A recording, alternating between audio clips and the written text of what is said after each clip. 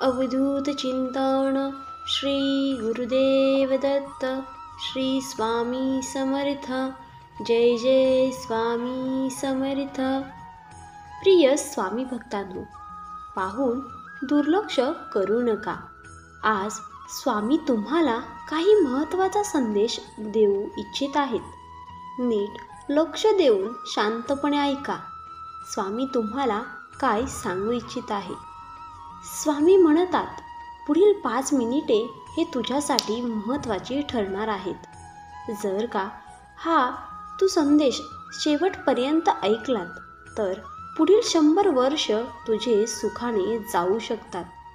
त्यापूर्वी तुम्ही जर स्वामी भक्त असाल तर व्हिडिओला लाईक करून शेअर करायला विसरू नका। अशाने तुम्ही पुण्याचे भागीदार ठराल, कारण तुमच्या एका शेअरने कोणाचे हरलेले मन जागृत होण्यास मदत होऊ शकते आणि तुम्ही नकळत पुण्याचे भागीदारही ठराल। आजचा स्वामी संदेश खास तुमच्यासाठी। स्वामी म्हणतात, माझ्या बाळा, अरे किती चिंतेमध्ये अडकून राहशील। चिंता करणे थांबव। ज्याच्या नशिबात आहे ते धावून येईल, नशिबात नाही तोही येईल आणि जाईल। म्हणून अगणित इच्छा बाळगू नका। जे मिळालं आहे ते व्यवस्थित सांभाळा। तुमच्या कर्मावर विश्वास ठेवा, राशी चक्रावर नाही। राम आणि रावणाची ही राशी एकच होती, परंतु नियतीने त्यांना त्यांच्या कर्मानुसार फळ दिले। लहान विचार शंकेला जन्म देतो आणि मोठा विचार समाधानाला जन्म देतो।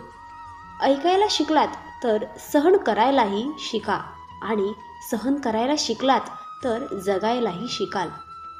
तुम्ही बरोबर असाल तर काहीही सिद्ध करण्याचा प्रयत्न करू नका, फक्त बरोबर राहा। वेळ तुम्हाला बरोबर साक्ष देईल। या जगात तुमचे स्वतःचे कोणीही नाही।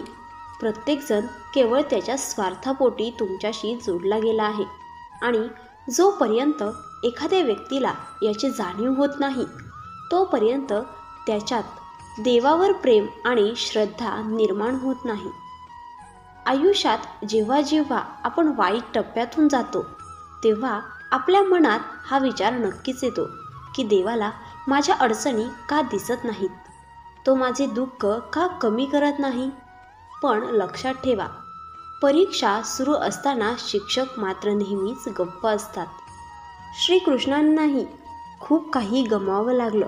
आधी त्यांच्यापासून आई सुटली, मग वडील सुटले, त्यानंतर सापडलेले नंद आणि यशोदा मित्र आणि सोबतीही त्यांच्यापासून मागे राहिले। राधाही मागे राहिली होती, गोकुळही राहिले, नंतर मथुराही राहिले। आयुष्यभर श्रीकृष्णाकडून काही ना काही दूर होत राहिलं। श्रीकृष्ण हे दुःखाचे प्रतीक नसून उत्सवाचे प्रतीक आहे। सर्वस्व गमावूनही आनंदी कसे राहायचे हे श्रीकृष्णापेक्षा चांगले कोणीही शिकवू शकत नाही। म्हणून नेहमी आनंदी राहा, नेहमी हसत राहा। दुःख तर देवापासून चुकले नाही, मग आपण साधारण मनुष्य काय। दुःखाला किती जवळ करायचे हे एकदा समजले की आयुष्यात दुःख उरतच नाही। मित्रांनो, स्वामींचा आजचा संदेश तुमच्यापर्यंत नक्कीच पोहोचला असेल।